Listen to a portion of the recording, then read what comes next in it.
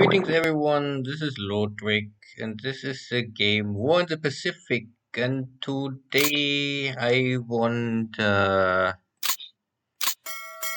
check the new play by email match against Jochen and explain what is different to the match with Dojo.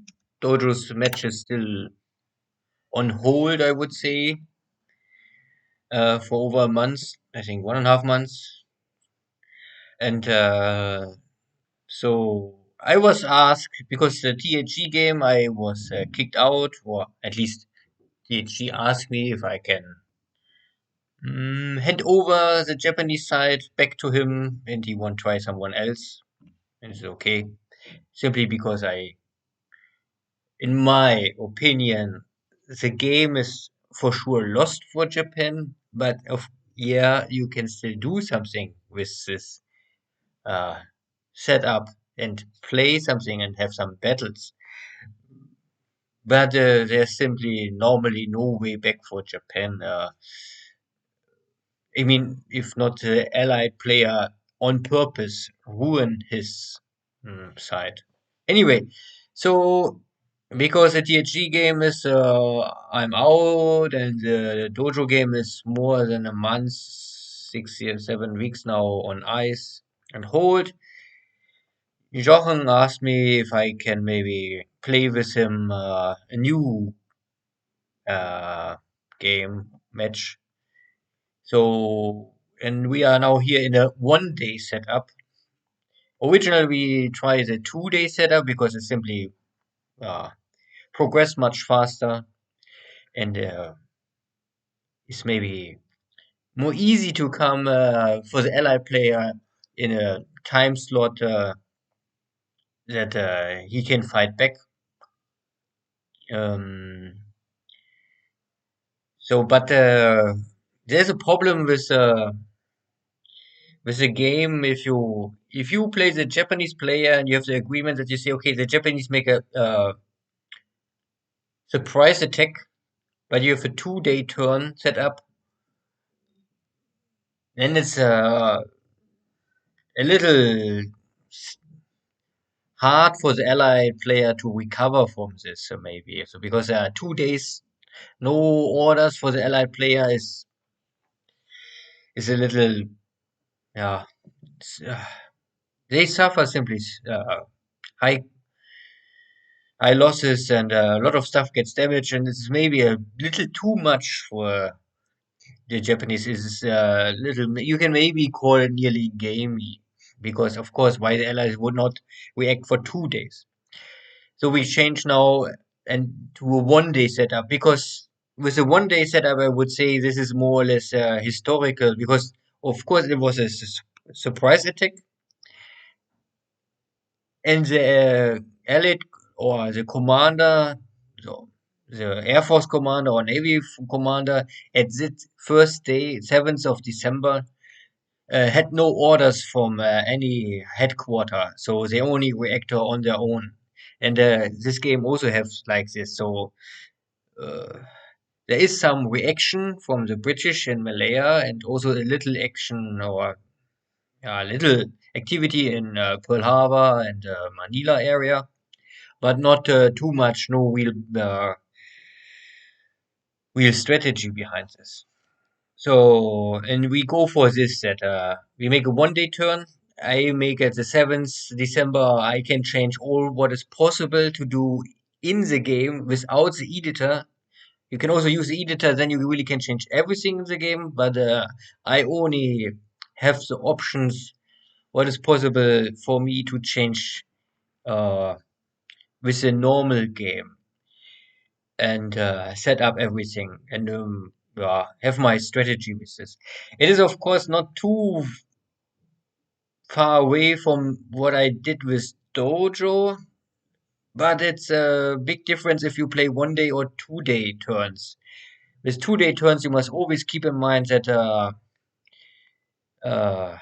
your ships can sail more far away. But with airstrikes, it is much more complicated to coordinate. Maybe for Navy, this is can be an advantage. For the Air Force, I think 2-day turns are hard to handle for both sides. Uh, One moment. Okay, back. So, long story, short answer. Here we are. Japanese have a, well, we play the 1-day setup. I can open the setup menu and we can see here that we have a fog of war, advanced weather effects as only for graphic and so so this is I think similar to historical setup and also like dojo. So the allies have this better or advanced damage control compared to the Japanese. They have only the normal one. Every player can define their own upgrade path because I would never go for this off, but okay, we have it on. So we don't make the historical first turn because this is of course it's possible to play this, but this is not more fun. I mean, of course it can be fun, but I like to have my own idea and strategy. And yeah, we have the surprise strike, and the American torpedoes are Mark 14. So. What is difference to the real only big change is that not only we have a 1-day turn compared to a 2-day turn, so you have 1 day, and the realistic A&D is on. This has normally no impact for the allies because the allies they have always realistic A&D because there is no really a way for the allies to change anything. But for the Japanese, it is a limitation. It is still possible to change IND and choose which airplane, airframe, engine you want focus on, and you can try to push for this. But it's simply not more all flexible. It's only just semi-flexible, I would say. The rest, I think, is more or less the same. I also switch off the music now because there is always issues with music, and YouTube always say there are complaints if I upload my files, and then I must always cut some sound files out of the videos, and this costs time and make trouble. So I simply say now, no music more. So yeah, that is. So I know in this video I only will explain the standard or my strategy, what I do here, and then you can compare this to my dojo, or I say roughly what I change, and then I will make a new video about maybe the first combat turn because I finish seventh. I give the turn back to Jochen. He finishes seventh, and I finish also my setup for 8th December now already. So we have already the battle of 7th December. But now the 8th December is for me a short turn because there's not much for me really to do because I already set everything up, and in 1-day turns there's many units simply need more time to arrive. But for Jochen, of course, the 8th of December is this really super long turn. Normally need 1 or 2 weeks to finish the whole setup for the allies. So I will only make now one video for about the basic strategy, and then I will make one video about the fighting activities of 7th December. And after that, we have to wait maybe 2 weeks. Yeah.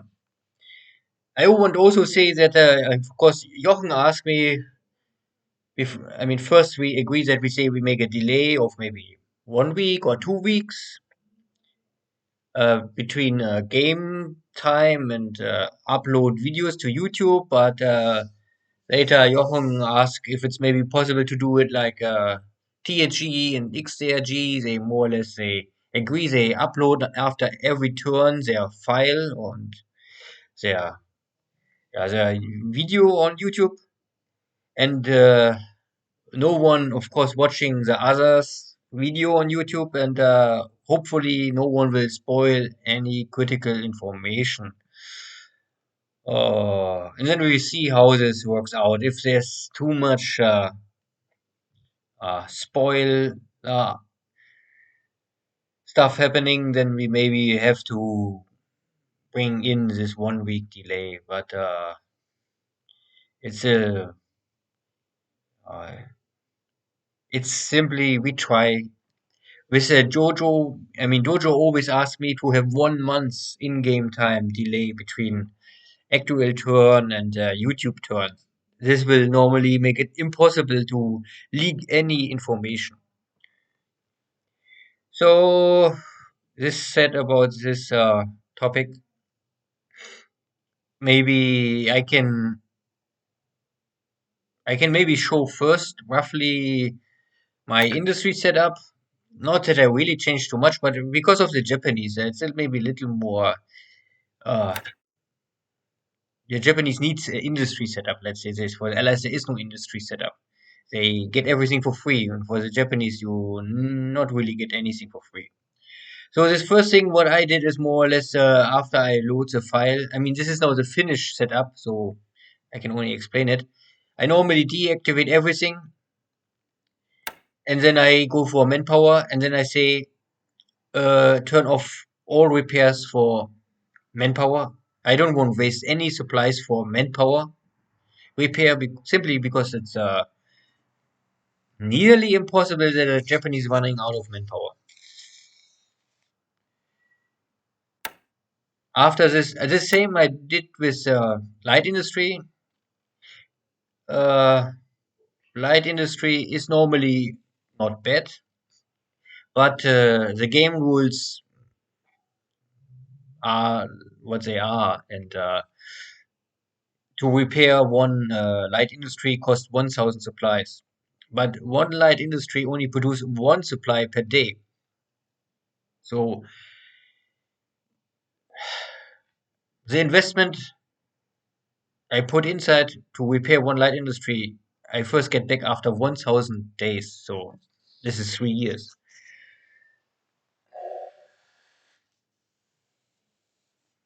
And 3 years is simply too much for the Pacific War.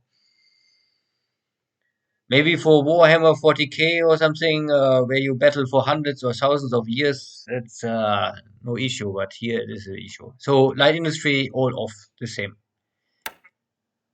With resources, again, resources is normally also not an issue.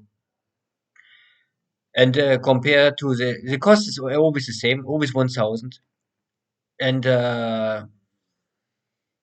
it's you can make the calculation. It's simply not worth it. Okay, what I repair is oil. Uh, because oil, the Japanese run out sooner or later, always. Of course, depending how much oil fields you capture and how active you run your navy. Refineries are normally always in combination with oil, so yeah, I keep them also on. But I will not increase the production. The same with oil. I mean, oil you cannot increase the production, only repair. But refineries I only will repair. Same like oil. Heavy industry is the only thing normally I really invest. And you can see that I first I repair always heavy industry because you get two supplies plus heavy industry points out of heavy industry. So after 500 days, I get my investment back. So 1.5 years, something like this. It is acceptable, and yeah, you can see that I really, at the first turn, this is December 7th, I try everywhere where it is possible. This cities simply have no supplies to add 10 heavy industry. And this is a difference to what I did before in West Dojo. With Dojo, I only choose the bigger cities with a lot of supplies, with 100,000 supplies or something like this. And then I say, okay, 100 immediately, and 100 is all I want, because then I will normally uh, increase the heavy industry in that city or base over the first 100 days of the war, means 3 months and a little, and then it's normally fine. I don't touch it more. Uh, this is still possible, but first, the game only allowed to repair one heavy industry per day. So if I add now immediately 100, it still need 100 days. But I pay immediately already the supplies for this creation of additional heavy industry. So from a cost efficient perspective point of view, it's simply better. Normally, I mean, the best is of course have every day here one.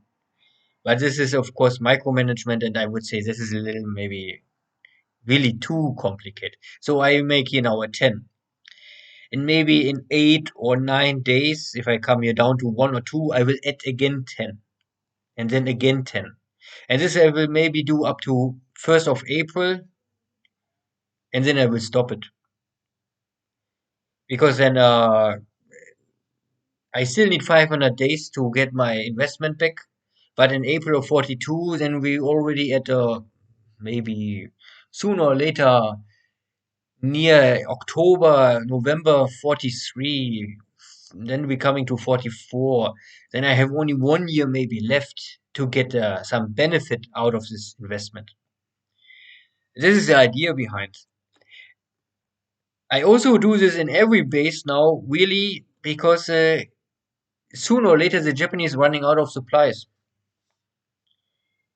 And this is more or less the setup for the long run. If the Japanese player to really try to finish the war in early 43, this is maybe not necessary. Then you maybe really try not upgrade any heavy industry and only consume your supplies you have. Yeah. But I try to maybe win in 43, but I always want to have a backup solution. And so I try to push the Japanese industry heavily to produce enough supplies to have more flexibility in the late war area on time. Yeah. So yeah, this to say about this heavy industry. And it also helps. Normally, I make this everywhere 10. Is that you normally push and make sure that in every base you have at least this supply requirement of at least 4,000. And if I go here now back, the original is only 507. But if you have here a 4, then you get then the game. I would say the game try to bring or keep the level of supplies in this base 3 times higher than this level of requirement. So normally 4,500 multiplied 3.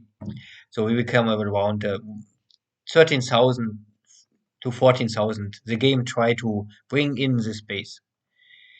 Because simply the rule is no repair of installation if supplies are less than 10,000. So if you have your 9,999 supplies, you will never repair anything. So you must have always a little more.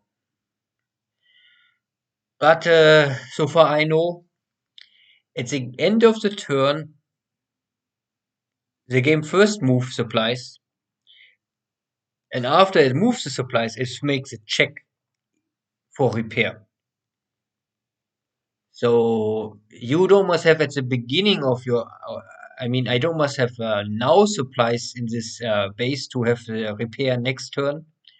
I only need to make sure that at the end of the turn, the game will move it around. So it is okay if I have now here, uh, no, here, everywhere the 4,000. Uh, Keep in mind that this is heavy industry, and this is a base. If you there's also now engine, air, and R&D. And engine and R&D, I also increase, of course.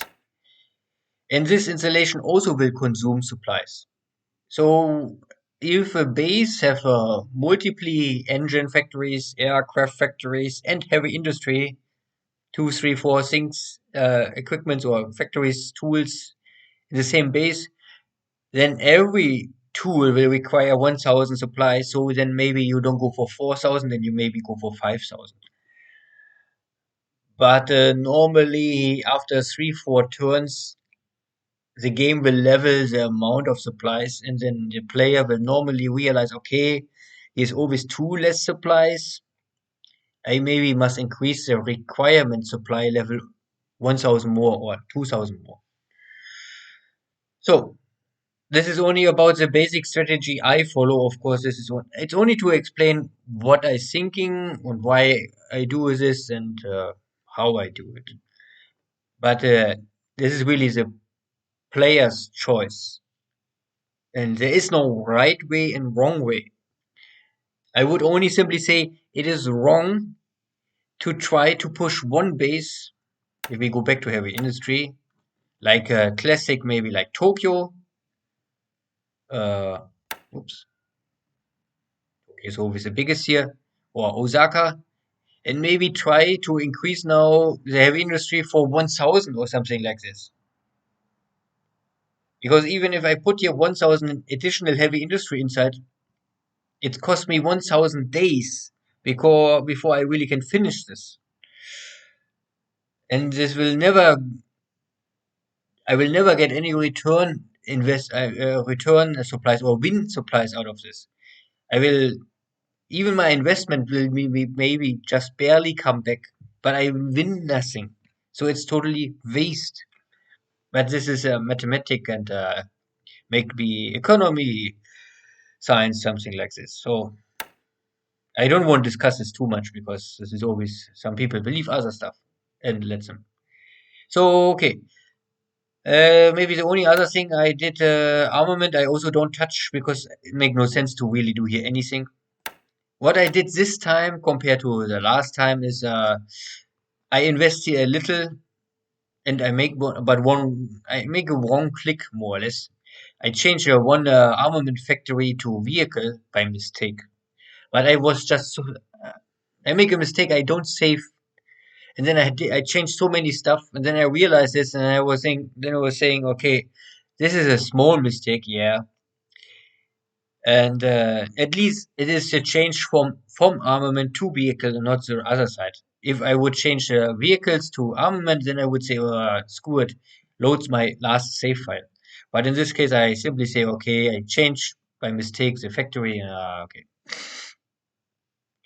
and I invest here a little uh, additional vehicles because in the dojo game, the vehicles was always my pool was very or most of time around zero or very small numbers. So armament is never really an issue if you don't lose your army corps in the thousands and 10,000s. So, but vehicles, tanks, Japanese tanks are always light tanks or medium tanks. Much easier for the allies to destroy them. So vehicles are always needed for the Japanese army. So I invest a little in this, but not too much. I want first see if this is maybe enough.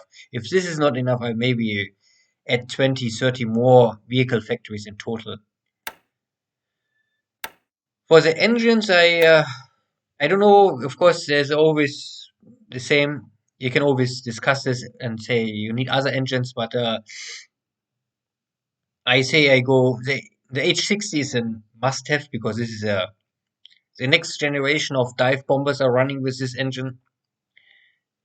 Mainly only this kind, but the dive bombers are really important because the Val dive bomber the Japanese have now with the 250 kilogram bomb is simply it's now okay, but soon will maybe have problems. This kind of bomb simply it's good for hunting any cargo ship and maybe destroyers, but with cruisers and battleships and even carriers, they get lot more easy task.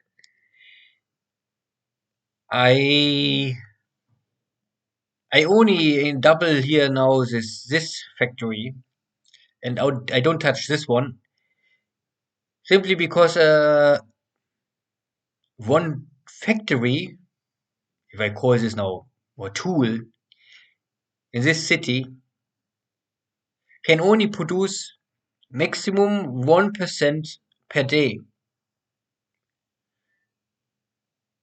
So if I have here 40 or 80, it normally doesn't matter. Each of this tool will only produce 1% per day. So it means because the game I think calculate always with 30 days per month internal, something like this, but can be also some other number, but I think it's 30. So and everyone more or less agree say 30 is the best number because everything over 30 for air in for I mean we're talking now about R&D will not have any impact. So it's make no sense for me to increase the 40 and the 80. It even have a down or it will have normally play a handicap on my side. In the moment I increase the 40 or 80 for one factory, it will stop the work for R&D because the basic rule is R&D only works if no damage factory is in the tool. So that is why I can normally not increase the 40 or the 80. It will not have any benefit for me.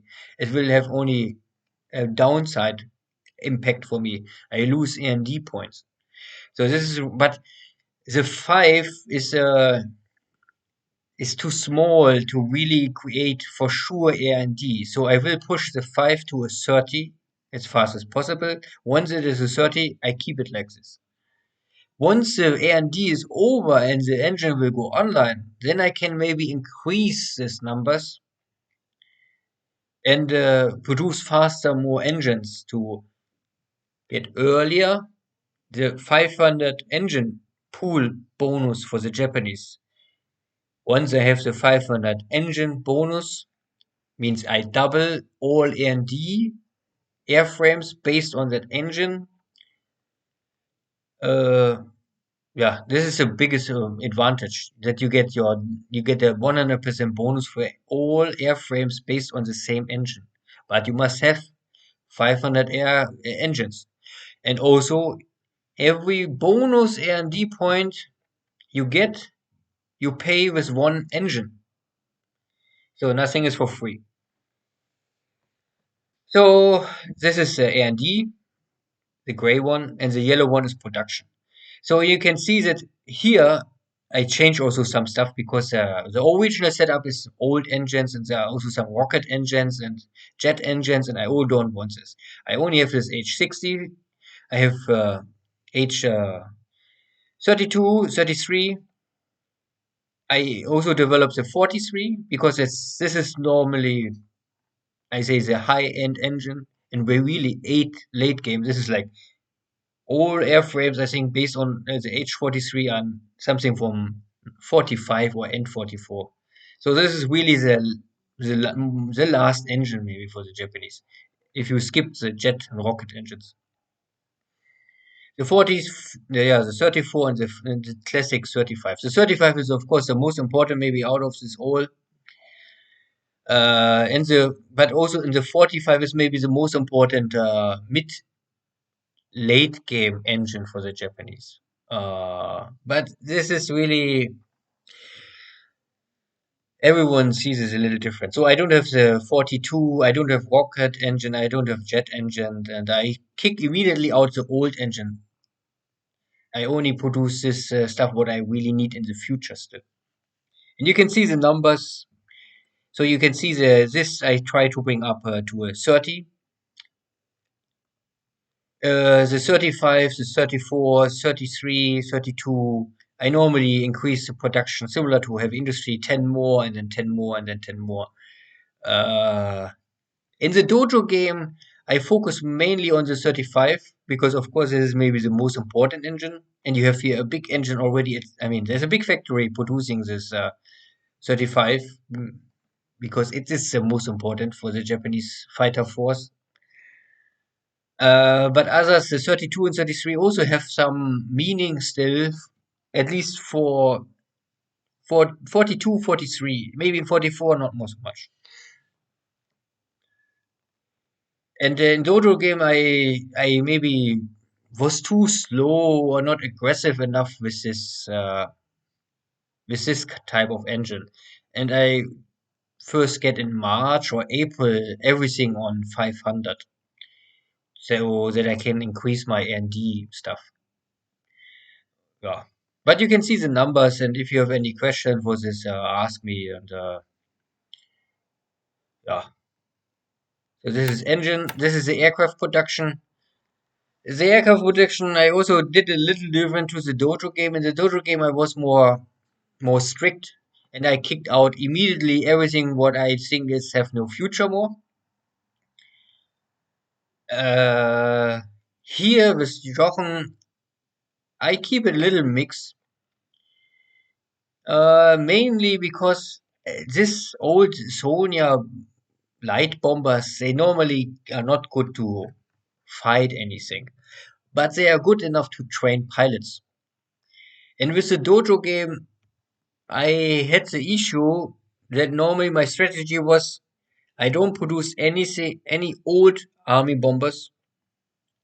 I only wait for the Helen, and after I have the Helen, I will produce the Helen en masse. Uh, but even I had a normally easy air war in China with Dojo, I still ran out of light bombers before I got the Helen up in production. So this is the reason why I say, okay, normally I don't need this old engine, old bomber, light bombers more. But the game already gives me everything for free, so I don't must invest here anything. I simply produce maybe 1 month or 2 months this kind of light, old, outdated bombers, simply to create more stock, and then I can maybe switch to something else. And yeah, that is at least the strategy. I don't invest any supplies in these light bombers, and also in the nade. I will not increase the number here of innate because this will be simply a waste of supplies, but I keep them running. There's normally only two possible strategies here now. You do it like this, you keep it running, and at the same time, I increase here the zero production, I increase the Val production, dive bombers, because I bring this up to 30. Also for my Kate torpedo bombers, I will bring it up to 30 so that I have one plant, so that I can produce one airplane per day. This is, I think, the minimum you need. But I also don't want to overproduce this kind of airplanes. They are okay, but they are at the peak of power balance now. Uh, they are they have now the best time, but latest in April, I think they're already outdated. So I will normally try to get the B6, the next type of torpedo bombers, and the D4 dive bomber. So maybe in summer of 42, maybe I can introduce them already. And then I don't want this too many of them. Of course, I can still use them for training, but for training, I can also use more normally this cheap old other stuff. Yeah, but always strategy question. So I keep it now in this way that I push what is the fighters because fighters I will always consume. I will push the Kate and the Val because normally I will always consume them because flag damage and other stuff. And also Jack. So you can see I go more heavily on Jack. I think in my dojo game I only go with 2 factories. Now I have here 3. I ramp them up all for 30. Nell and Betty I will normally not touch. I will produce them non-stop, but I will not increase the production. I will see how it play out, but normally Nell and Betty are also uh, the best time is maybe already over soon. The H6, I also will not, I think, maybe I go for 10 and then it's enough. I only want here some in pool, but in the dojo game, I nearly lost never ever this kind of airplane. And the H8 is simply much better, so I don't want to have here too much pool production for this. So the key 21 I produce, an 8 I produce a little, the IDA, these are all normally training airplanes later. The only thing what I really must push is the Oscar. And the key 46 I also must maybe push a little more. Maybe I will go to 30. Because this is really a much better recon airplane. But also recon airplanes similar to the flying boat, the H6. I nearly never lost them if I keep the altitude high enough. So you can see that what I push is mainly only fighters and jet float planes. Because float planes jet, I need a lot and I will lose a lot. Mainly always flak damage and also interceptor damage. So the only other option is that I did with Dojo game is more or less that I say all of this shitty old stuff I kick out immediately and I will use this kind of factories to increase maybe the zero production, increase the Kate production or wild production or for Oscars. Keep in mind that this is now with a realistic R&D. So in the Dojo game, I could always switch between aircraft production and R&D production. I can move the factories uh, vice versa.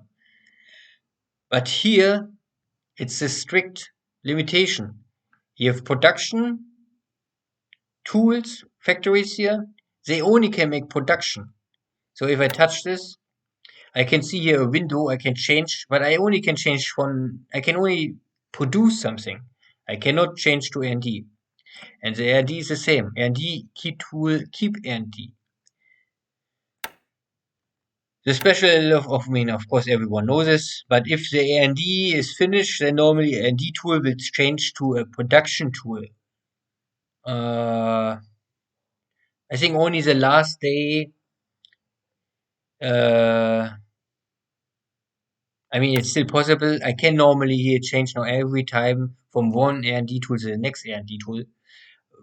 But it makes sense to wait that the R&D is nearly at 99% finished, so maybe, uh, so not, I mean, not here 99 finished, but that the time arrived nearly, so next month, then you change the R&D tool. If you don't want to use this for, I mean, then you have the choice because once the R&D tool changed to a factory, it is a factory and cannot go back to R&D. So if you want to keep it an R&D tool, then you must change it in the last moment or at any point before the airframe will enter production. So this is, I think, the only thing must be keep in mind in this setup. So because we are now in R&D, then we can change here R&D. So I kick here also out a lot of airplanes I normally don't want. Simply maybe they're based on engines I don't want to develop, or like there are many fighters, and I don't want to produce every kind of fighters. I produce only the fighters I really want. So I have here some roof because simply, yeah, this is they will they will easily be finished, and after this I can change them simply to zero. Then I have here some 03, so then you can see the SAM. So the the SAM is the best carrier-based fighter for the Navy. The SAM or the M3, the A7 M3 is the best land-based Navy fighter. I call them the best one, but the best one I will produce. Then you can see here is my torpedo bombers. And mainly you can see that all of the tools I will bring up slowly to 30 because this is the maximum what makes sense. But I will not rush them all at the same time. I will make them always keep. I have normally the biggest issue is now the supplies here. So I must first make sure that the supplies in every base are leveled. And once I have in every base enough, so I maybe need 2, 3 turns, and then I will increase everything to 30. So you can see here, and the number of tools I focus on one airframe is normally how interesting I am in this airframe. So normally I do most of it always 3, but sometimes I have more. Like here the torpedo bombers I have 4, or the Mürd I have only 2. The Judy I have 4 again. So you can see, and out of this uh, airframes, you can see what I prefer to use later on and what I don't prefer too much. And you can check it and see. And if you have question or you want to discuss something, write something, and then we see. I change a little my setup because I really don't have any experience for late game. So, but I was thinking that maybe the key 83, the key 95, and also the Denko are maybe not so bad airplanes. Before with the Dojo game, I skipped them, but in this game, I add them to my setup. I think this is the biggest change, and also the Randy. Before I think, and with Dojo, I don't hit the Randy. I think the Randy is also okay. I think the rest is more or less what I had with Dojo game. So this is about R&D stuff. Because this is the 7th of December, I cannot now enter the chip setup. This I can do first in the next turn. It's a rule by the game. Don't know why, but no change of ship production at the first turn. So, okay, this is now all industry related and R&D related. Now I can say, I mean, this is norm with Japan. What I do in Japan is normally exactly the same, more or less, what I do with Dojo. I move a lot of my ships normally around, and I simply have some bases where I keep something. Like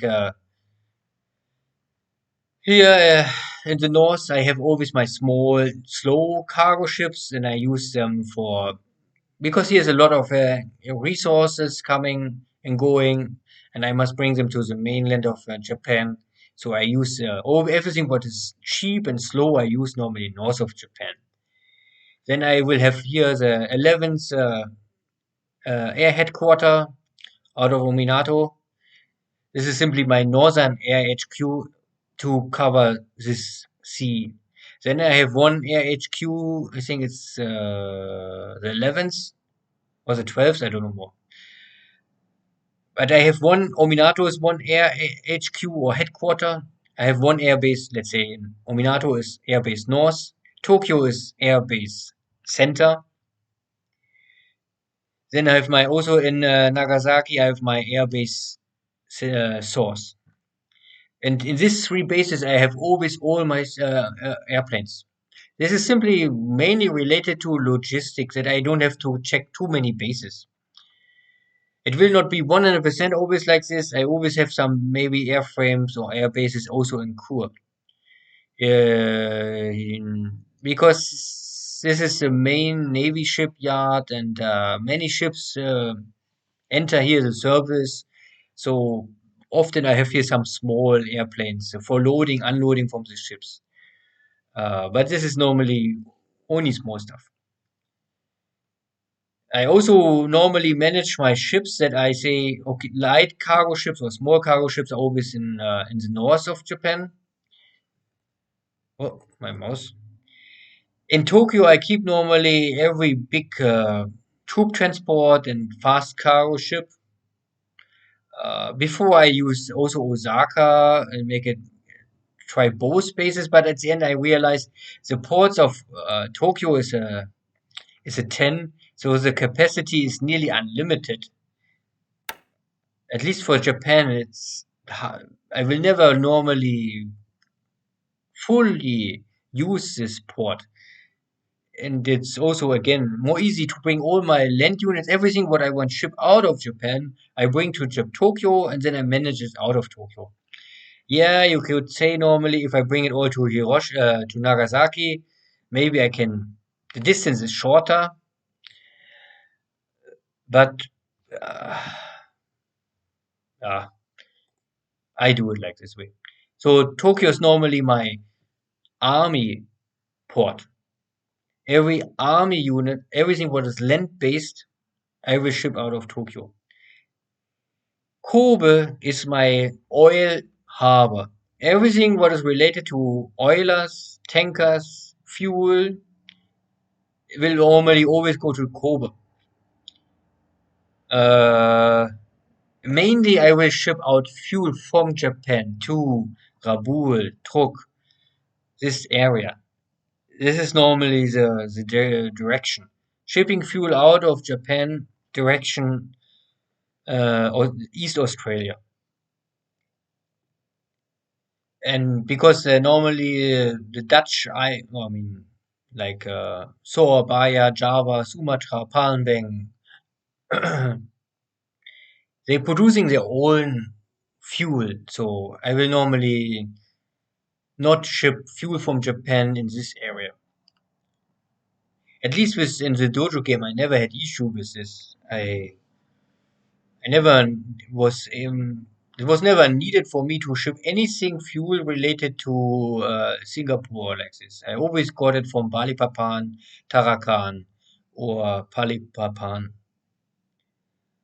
So, and the other big port, or yeah, and my normal cargo ships are normally always a speed of 12 for me, is Nagasaki.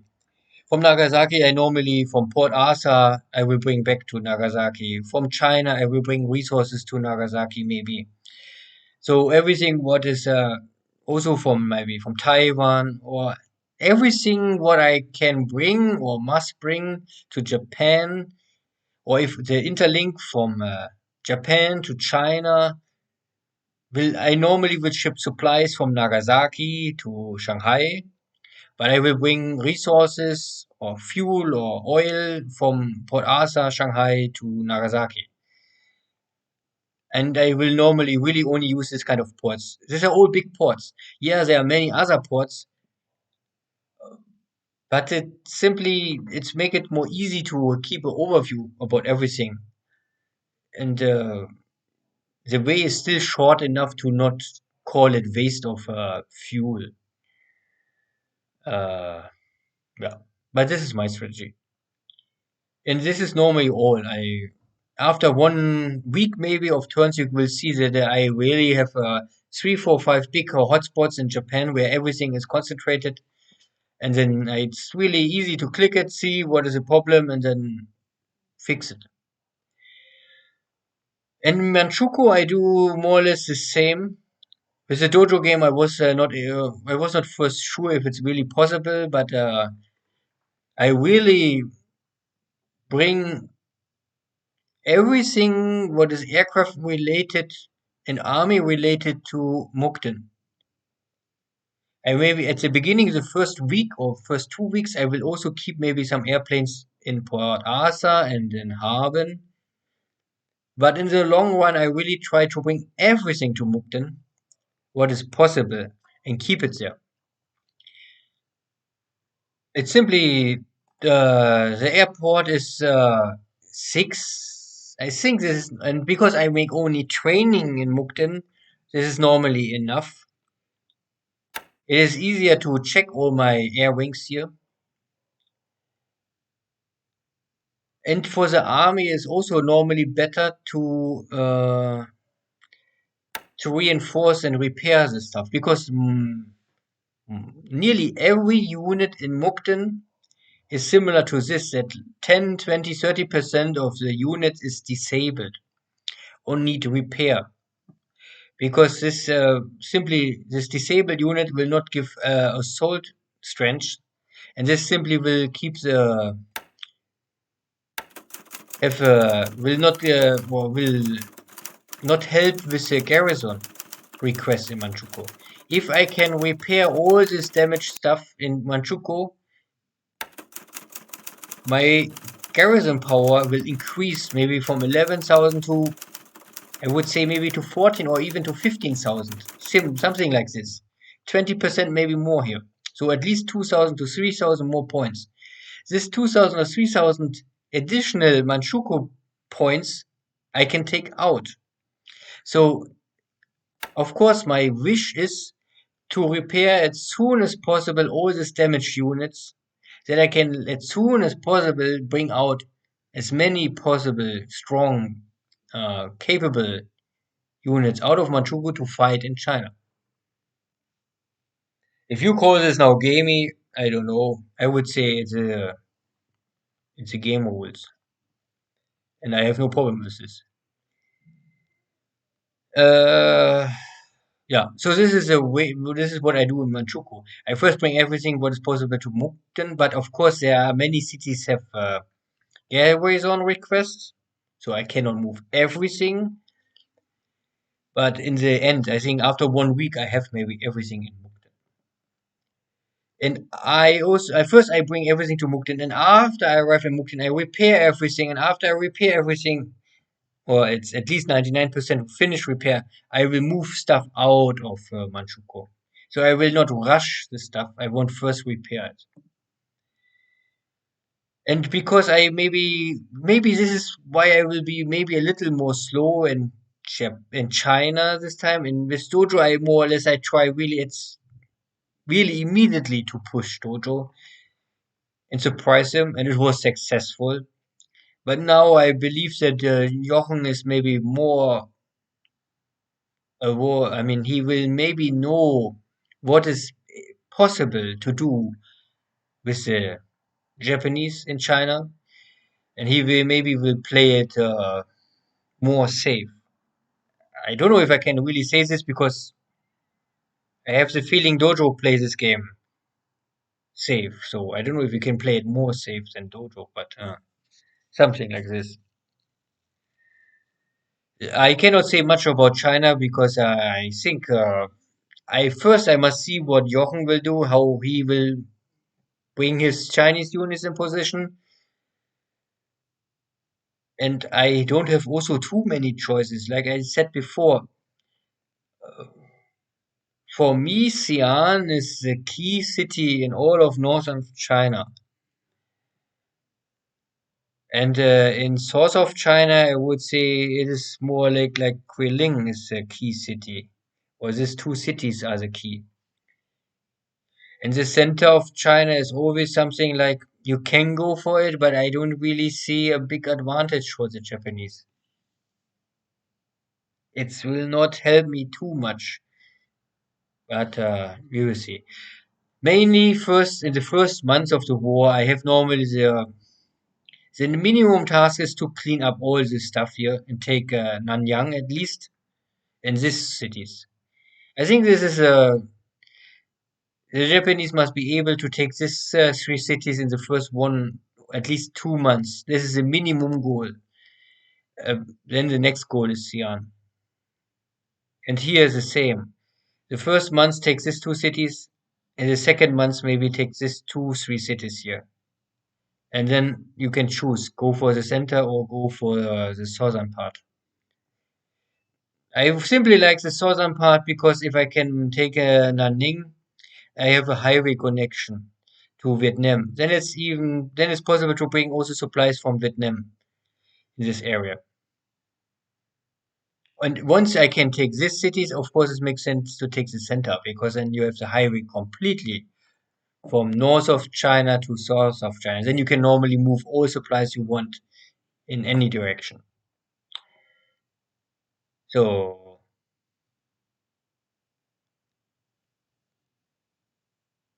the overall strategy maybe with Burma is I think the same I did with Dojo. I don't want to really change it. You have this 15th Army. It is originally set up for Burma, go directly for Burma. Yeah, Rangoon is important, but I will normally go again. I take the 15th Army and then say, no, I take the 15th Army to help to clean up Malaya. So important Rangoon is, it will still need a lot of time to cross the mountains and walk this way up. At least I need 1 month and or even more. And I'm not sure if the 15th Army is really capable for this. Yeah, I fear nearly 700 attack power, but this is, I don't know, maybe just barely enough. I don't know how fast English can reinforce this area. And Singapore is simply it's a must-have.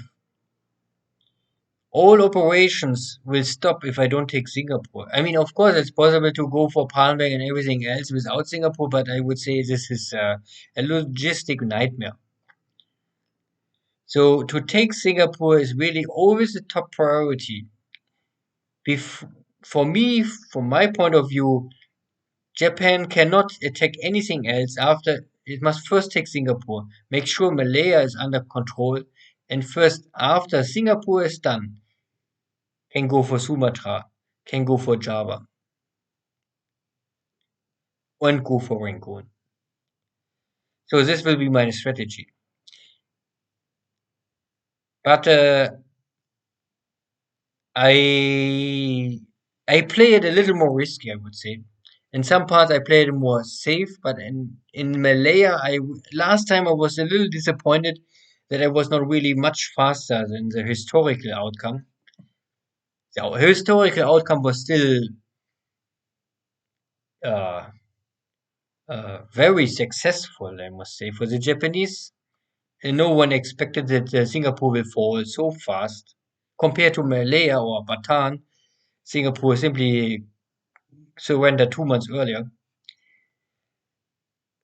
So, but still, I think I can maybe do it better. So, before I go to Kota Baru and Kuantan, and I try to catch here and go with the other army on the left side and go down, and then more or less go slowly down, and very late I go to Mersing. But in this game, I will more or less go on all three positions at day one already. Of course, this is risky to go for Mersing, simply because it's so close to Singapore and there's still a lot of air force power in Singapore. So to attack Mersing at day one already is have the let's say the high risks that your or my transport ships gets simply bombed out of Singapore. Uh, because it's impossible normally with a starter setup for the Japanese to bring any air cover so far away. My fighters can cover Kota Baru and Kuantan is also possible, but Mersing is normally out of range. So you can see my zeros, they can make long range cap, Kuantan 10. I can go to 11 because the long range cap is normally really only working if you go for normal radius. So I can normally only go to maximum 11 hexes away to make a long range cap. So this is 10, so means here is 11. But Mersing is 12, so it is, I don't have the range for this. So, but why I do it still? And this is a big difference. I was thinking how much I can risk, and normally without air cover is of course simply too risky. You cannot, if I'm lucky, Allies only hit some small cargo ships and maybe not so bad, but then I risk everything. It's my strategy will be based on risk. Because I don't want to do this, I set up my set. I changed something. This is my Kido Butai. Go for Hawaii. This is nothing special, I would say. But you can see that there are only 5 main fleet carriers.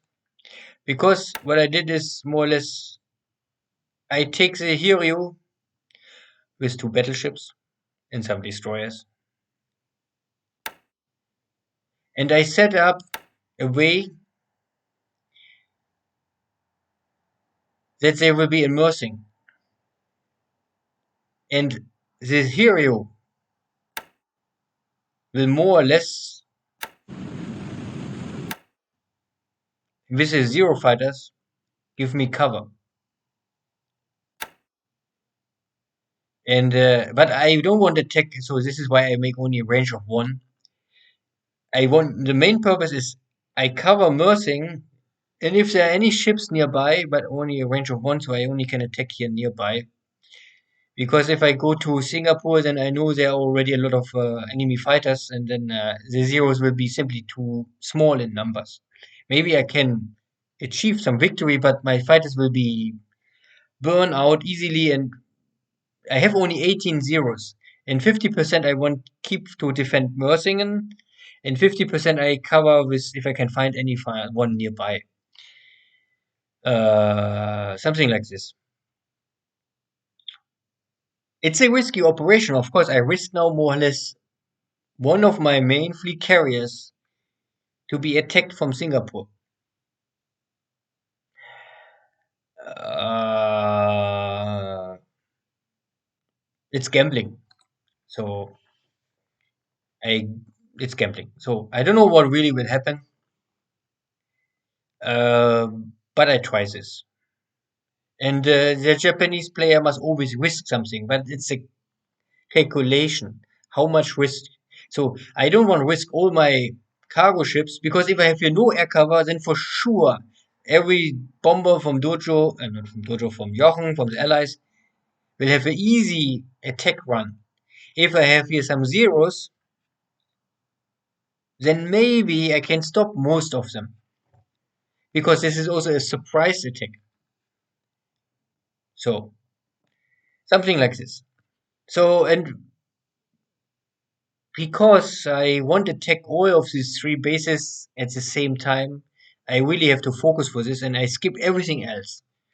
I only go to for these three bases and all this stuff here normally, Kunching, Miri, and whatever, all this Borneo stuff, I skip. I say no.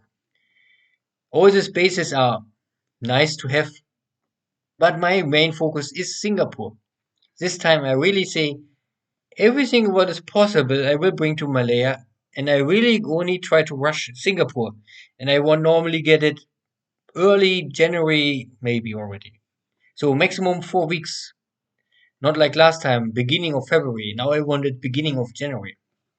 But we will see if it's possible. And this western part or northern part, how you want to call it, normally here is north, so this is west part. I will first skip. Miri is normally nice to have, but uh, cannot have everything at the same time. Or if I risk to do again with two small forces, I had this also with Dojo sometimes that I tried to take some bases, but my forces was maybe too weak. So I maybe really this time I say I take I attack less but stronger. And maybe at the say maybe at the end I mean maybe I even save time because my forces can faster quickly win the battle and then go to the next base. So so this is normally why I say only for this. And in the Philippines, last time I lent here, I think in San Fernando and also Linguan, and in this Batangas. This I will do more or less the same. I change a little the setup simply because it's also 1 day turn, so I cannot make it exactly like with Dojo. I had to compromise some stuff, and I will see if it really works. To have only 1 day to bring your troops on shore is not always possible, and I have to risk a little more at some point. But maybe if it's successful, it will be still a good start for the Japanese. At least better than originally. Originally, the Japanese they come really taking here these islands in the north and landing here, and then slowly at the same time landing here in the south. This this is much more safe. If you land here in the north and in the south, for the Allies it's very hard to interdict them, and You can bring your troops easy on the beaches and you will not suffer much losses. I will suffer here much higher losses landing on the beach, but I will be quickly in position and bring and end this campaign in north of the Philippines again faster than historical. I mean, with Dojo it was also much faster. Um, so with Dojo I would normally was okay with my Philippine campaign. I was only a little disappointed with my Malaya campaign.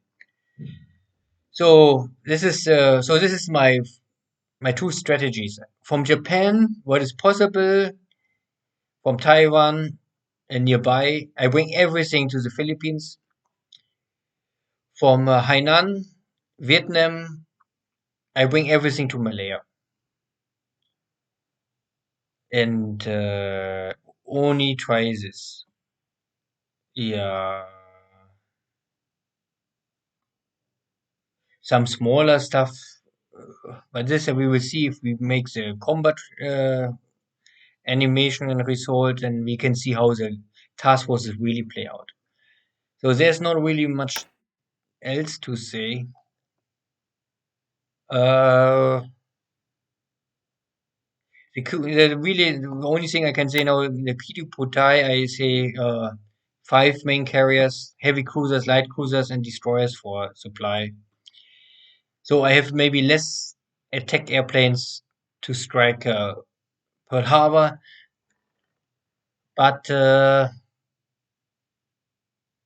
it's maybe still enough to damage most of the stuff. Maybe not. I will maybe not sink too much, but at least I can damage what is important. I maybe damage the enemy battleships. If I can sink them, it's maybe more hard. But if I can take out of, I mean, if I can disable the eight or at least six from eight American battleships for maybe half year, or if I'm lucky, 1 year, or if I sink one battleship and maybe disable four or five, then it's still enough that Jochen have not immediately some heavy units able to counterstrike me. Uh, I'm not really sure if I mean, how good the American battleships are. I mean, I think they are okay, but they are slow. But of course, they have a punching power, that for sure. So if I can disable them for half year, 1 year, it simply gives me more options, more free, mm, yeah, possible uh, activity in the east of the Pacific or the source of the Pacific. Uh, yeah, I think this is first all I can say to my setup. Of course, I can now discuss every single unit I use, but I think this make not too much sense. You will see how I what I did and why I did it. Uh, yeah, I think we can finish this now. I will maybe tomorrow or the day after tomorrow. I will then upload the combat animation of the 7th December and how we enter the 8th of December. And after this, we have maybe to wait 1 or 2 weeks for the next turn. See how fast Jochen can finish his setup. Thank you all. See you. Bye bye.